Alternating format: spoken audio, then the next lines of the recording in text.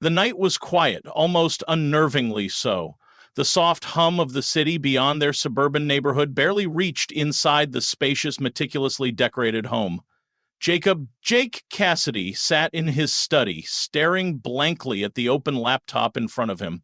A half-empty glass of whiskey rested beside it, untouched for the past hour. He had known, or at least suspected. The signs had been there for months. Late nights at work, hushed phone calls in the next room, the sudden attentiveness to her appearance that went beyond the usual. But he hadn't wanted to believe it. Not about Emily. Tonight, though, there was no denying it. The evidence lay in the manila folder before him. Pictures, screenshots, details that left nothing to interpretation. Emily, his wife of 7 years, standing too close to another man, laughing, touching, kissing, and more. His pulse had remained steady as he flipped through them earlier, but now, as the weight of it settled fully, he felt a quiet rage simmering beneath the surface. He wasn't the type to explode in anger. No, he was the kind who calculated, who planned. And if Emily thought she could play him for a fool, she had made a critical mistake. A soft chime from his phone broke his thoughts. A message from her. Dinner ran late. Don't wait up. Love you. Love, the audacity of it. Jake took a deep breath and stood, his movements deliberate. He wouldn't scream. He wouldn't beg. He wouldn't let her see a single ounce of pain. Instead, he'd disappear. But not before ensuring that when she finally realized what she had lost, it would be far too late to fix it. By the time Emily came home past midnight, the house was eerily silent. No lights on, no sound of the TV playing in the background as Jake usually left it. She called his name once, twice. No response. Her heels clicked against the marble floor as she moved through the house, unease creeping in. When she reached the bedroom, her heart stilled. His closet's empty. The few personal things he always kept in the room gone. Emily frowned, pulling out her phone. No missed calls. No messages. She rushed downstairs, searching for something, anything that would explain this. In the kitchen, she found a single envelope resting on the counter. Her name was written in Jake's neat, almost mechanical handwriting. Hands shaking, she tore it open. You made your choice, now live with it. No anger, no accusations, just a simple statement. The realization hit her all at once. He was gone, and somehow she knew this wasn't just a temporary storm she could weather. This was the beginning of something far worse. Emily stood frozen in the dimly lit kitchen, Jake's note clutched in her trembling hands. The silence of the house, once comforting, now felt suffocating. She read the words again, hoping she had misinterpreted their meaning. You made your choice, now live with it. Her pulse quickened. He couldn't be serious. He wasn't the type to make dramatic exits. Jake was calculated, predictable. He never acted without thinking things through. But as her gaze darted around the house, as she took in the empty spaces where his belongings had been, reality set in. He was gone. Emily's first instinct was to call him. She grabbed her phone, her fingers hovering over his name, but something stopped her. Would he even answer? And if he did, what would she say? Her breath came quicker now, panic setting in. She rushed upstairs to the walk-in closet, flinging open the doors. His suits, always neatly arranged, were missing. The small shelf where he kept his watches, empty. Even the drawer where he tossed his cufflinks and spare change was bare. This wasn't an impulsive act. He had planned this. Emily swallowed hard. She turned on her heels and hurried into his office. Maybe he had left something behind. A clue, a message, anything that would give her control over the situation again. But the office was as lifeless as the rest of the house. The desk, usually stacked with his meticulously organized paperwork, was wiped clean. His computer was missing, as was the framed photo of them from their honeymoon. A chill ran down her spine. This was no tantrum, no temporary retreat. Jake had erased himself from their life. Emily staggered back, gripping the edge of the desk for support. She had expected anger, maybe even an argument, a few nights of sleeping in separate rooms until things blew over. But this was worse. A sharp knock at the door jolted her out of her thoughts. Her stomach twisted. Who could it be at this hour? She hesitated before walking downstairs, her heartbeat pounding in her ears. When she swung the door open, she was met with an even greater shock. A courier stood there, holding a large envelope. Emily Cassidy? He asked. She nodded, barely finding her voice. Yes, these are for you. She took the envelope with stiff fingers, and before she could ask anything else, the man turned and walked away. With shaking hands, she tore it open, pulling out a thick stack of papers.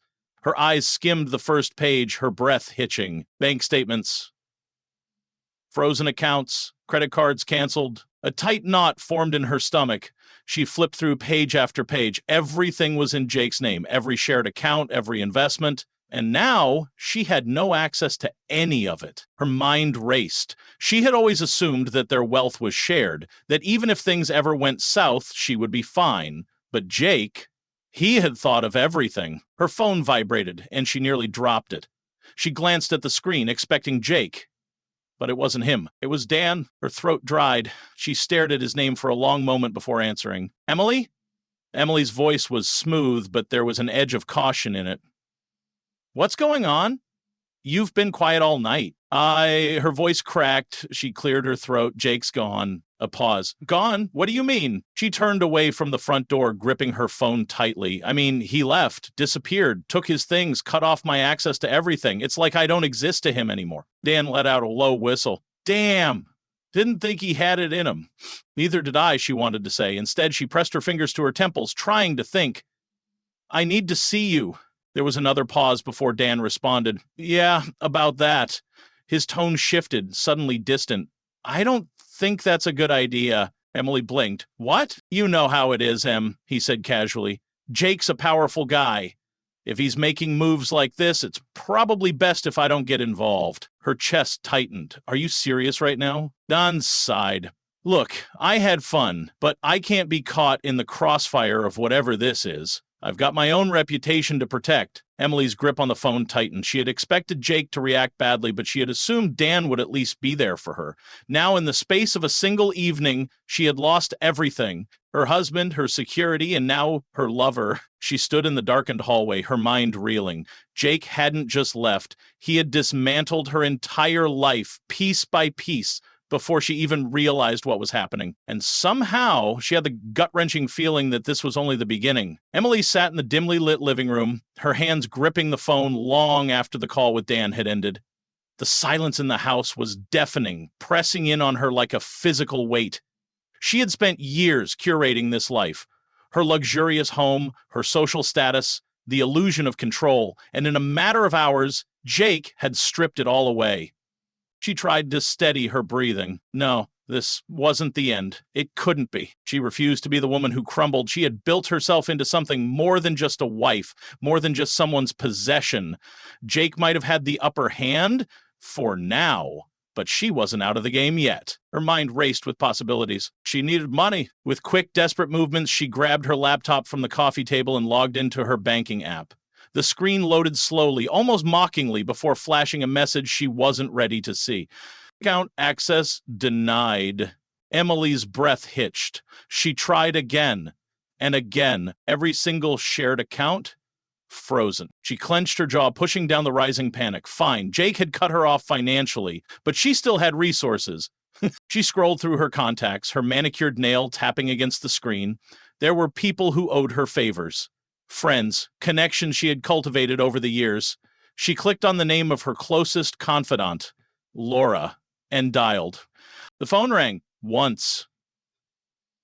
Then voicemail. Emily inhaled sharply and tried another friend. Then another. Each call went straight to voicemail, or worse, was met with curt, dismissive responses. Hey, Em, I'm really busy right now. Oh, sweetheart, I don't think I can get involved in whatever this is. Maybe you should talk to Jake. Each rejection felt like a slap. Had he gotten to them already? Was he spreading lies, poisoning them against her? Her fingers trembled as she scrolled to her last resort. Her parents. They had always loved Jake. Too much, in fact.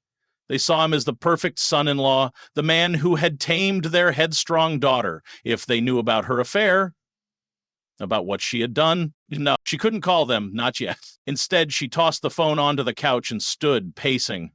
Jake had left her no safety net, no way to escape. It wasn't just about freezing her accounts. He had turned her world into a cage, one where every exit was locked, and every person she might turn to had suddenly vanished. The walls felt like they were closing in. She needed air. Emily grabbed her coat, her designer heels clicking against the floor as she strode to the door. If she stayed inside this house a second longer, she was going to scream. Outside, the cold night air hit her like a slap. She shivered but kept walking, wrapping her arms around herself as she moved down the empty street. Where was she going? She had no idea.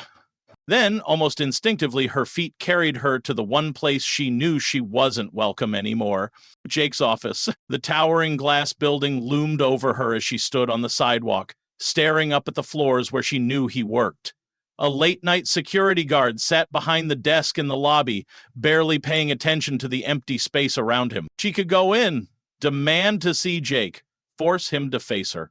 But as she took a step forward, she stopped. What would she even say? Her pride bristled at the thought of begging, but her anger burned hotter. Jake thought he had won. He thought he could humiliate her, strip her of everything, and walk away unscathed. Fine. But he was wrong if he thought she would simply vanish. Emily turned on her heel and walked away, her mind sharpening into something dangerous. She had spent years watching Jake, learning from him. He was meticulous, always thinking 3 steps ahead. But she had played this game too, and she refused to be a casualty in his little war. If he wanted to destroy her, he should have made sure she had no fight left in her, because now he had made a mistake. He had underestimated her. Emily's heels clicked against the pavement as she made her way through the city streets, her breath curling in the crisp night air. She wasn't going home. No, not yet. The house felt suffocating, like a tomb Jake had left her to rot in. He had taken everything: her access to money, her social connections, even her illusion of control. But he hadn't taken her. She still had fight left in her. Her mind worked frantically, sorting through the wreckage of her life for something, anything she could use to regain the upper hand. If she couldn't rely on her so-called friends, and if Dan had abandoned her like the coward he was, she needed another way. That's when the thought hit her. She had secrets too, Jake's secrets. Emily smirked bitterly. He had spent so much time playing the composed, strategic businessman, the man with a plan for everything, but no one climbed as high as Jake had without leaving a few vulnerabilities behind, and she knew just where to look. Her pace quickened as she hailed a cab. "Where to, miss?" the driver asked, glancing at her through the rearview mirror. She hesitated for only a second before saying, "Fulton Tower." It was where Jake's most important business dealings took place. More than his office, this was the place where he held late-night meetings, where contracts were negotiated, and where his true power plays unfolded. He had once told her, during one of his rare moments of vulnerability, that if anything really mattered in his life, it had passed through the doors of Fulton Tower. Emily settled into the seat as the cab pulled into traffic, her mind sharpening like a blade. Jake had erased her from his life. Now she would carve herself back in. The discovery? The cab dropped her off in front of the gleaming skyscraper, its glass reflecting the city lights in sharp angles. She hesitated for a beat, then walked purposefully toward the entrance. She knew the security guard at the front desk, Mark, a burly man in his late 50s, who had always given her a polite nod when she visited Jake in the past. She smiled at him now, feigning confidence. "Hey, Mark, forgot something in Jake's office. Mind if I head up?" Mark frowned slightly. "Mrs. Cassidy, I thought Mr. Cassidy was out of town." Emily's stomach clenched, but she didn't let it show. Out of town. That was news to her. Instead, she let out a soft laugh, shaking her head. "He is, and guess who he forgot to tell before changing the security access codes?" She rolled her eyes, playing the role of the slightly irritated but harmless wife. "I just need to grab some personal paperwork. Won't be long." Mark hesitated, but eventually sighed, waving her through. "Don't take too long. You know how strict they are about after-hours visits." She nodded in thanks, then stepped into the elevator, her pulse pounding. Out of town? No, Jake wasn't running. He was moving, setting something up. She needed to be ahead of him before it was too late. The files. The elevator opened onto the top floor, where Jake's office sat behind thick glass doors. Everything about it was sleek, modern, and intimidating, just like him. She moved quickly, bypassing his usual desk and heading straight for the cabinet where she knew he kept his real files. Jake was meticulous, but he had always underestimated just how much she had learned from him over the years. The first few drawers were locked, but she knew better than to be stopped by that. She knelt, pulling a hairpin from her purse and working on the lock. A few minutes later, she heard the faint click. Gotcha. Her fingers moved over stacks of folders, her eyes scanning quickly. Most of it was standard business acquisitions, investment portfolios. Then something caught her attention. A document labeled Wexler Holdings Contingency Plan. Emily frowned. Wexler Holdings? She had never heard Jake mention them before. She flipped the folder open and began reading. Her breath caught. It wasn't just a business deal. It was a full-scale asset transfer. Jake wasn't just leaving her. He was replacing everything. Their home, tied to an account that was now redirected to a new name. Their shared investments, liquidated. Even the emergency funds she had stashed away in their rainy day account, redirected before she could ever touch them. Her fingers curled into fists. This wasn't just a clean break, it was erasure. Jake had made sure that by the time she realized what was happening, there would be nothing left for her to hold on to. But as her gaze moved further down the document, her anger was replaced by something sharper. Fear. There was a name listed under the account redirections. A name that sent a chill down her spine. Daniel Harris. Then Emily's breath came shallowly as realization slammed into her. Dan hadn't just abandoned her. He had been in on it. The affair, the trust she had placed in him, it had never been about desire or passion. It had been a setup, a calculated, strategic move. Jake had known. He had let her betray him, and he had used it to justify his destruction of her life. Emily stumbled back, gripping the desk as her head spun. For the first time since Jake had walked out, she felt something she never had before. Helplessness. She had thought she could outmaneuver him. She had thought she had the ability to turn things back in her favor. But she had played right into his hands, and now she had nothing left. Nothing. Except the knowledge that Jake wasn't done yet. Yeah, if he had gone this far, he had more planned. And she had to figure out what before he closed the final door on her existence forever. Emily's fingers trembled as she clutched the folder to her chest. The weight of her discovery pressed down on her, suffocating. She had been outplayed, outmaneuvered at every step, and now she understood the truth. Jake had never lost control. He had been orchestrating her downfall from the moment he discovered her betrayal. Her pulse pounded as she shoved the incriminating documents into her purse. She needed to leave. Now. She turned, but the moment she stepped away from the desk, a voice cut through the silence. "You shouldn't be here, Emily." Her breath hitched. Jake, he stood in the doorway of his office, his silhouette tall and composed, exuding the quiet authority that had always unnerved her. His expression was unreadable, but the cold amusement in his eyes sent a chill through her. "I thought you were out of town," she managed, her voice weaker than she intended. He took a slow step inside, shutting the door behind him. "I was. But I figured you'd come sniffing around eventually. I just had to be patient." Emily swallowed hard. "You?" She stopped herself. There was no point pretending anymore. He knew everything. Jake tilted his head slightly. "I assume you found what you were looking for?" She clenched her jaw. "You planned this," she accused. "You let me think I was winning when the whole time you were setting me up." His lips curled into a faint smirk. "You always underestimated me, Emily. That was your first mistake." She exhaled shakily, forcing herself to stand tall. "And what now? You've taken my money, my reputation. What else do you want? To watch me beg?" Jake studied her for a moment before shaking his head. "No, I have no interest in watching you grovel. I just wanted you to understand." "Understand what?" she spat. "That actions have consequences," he said simply. "That when you betray someone who gave you everything, you don't get to walk away unscathed." Emily's hands balled into fists. "You think you're punishing me? You think freezing my accounts and turning my so-called friends against me is justice?" Jake sighed. "Justice? No, Emily. Justice would have been exposing you to the world. Letting your family, your co-workers, your precious social circle know what you really are." He stepped closer, his voice dropping. "But I didn't do that. Instead, I let you implode on your own. You made it so easy." Her heart pounded. You were so confident," Jake continued, his voice almost bored now. "So certain that Dan was your escape plan, that you could move on without consequences. But you never stopped to think that maybe you weren't as in control as you believed." Her throat tightened. "You were watching me." Jake smiled. "Oh, Emily, I knew the moment you started slipping away. I gave you enough rope to hang yourself." He leaned in slightly.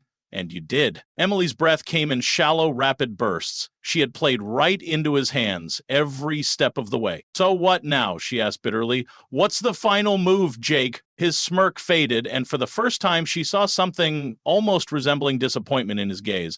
"There is no final move," he said. "You've already lost." She blinked. "What?" "You're already nothing, Emily."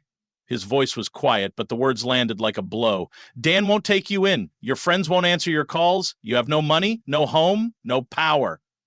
Emily swallowed, a cold realization settling over her. She had been fighting to win. Jake had been fighting to erase her, and he had succeeded. A lump formed in her throat, but she refused to let tears fall. And that makes you feel better? Destroying me? He studied her, then let out a slow breath. No, Emily. It just makes us even. Then, without another word, he turned and walked out of the office, leaving her standing there, alone, with nothing but the weight of her own mistakes.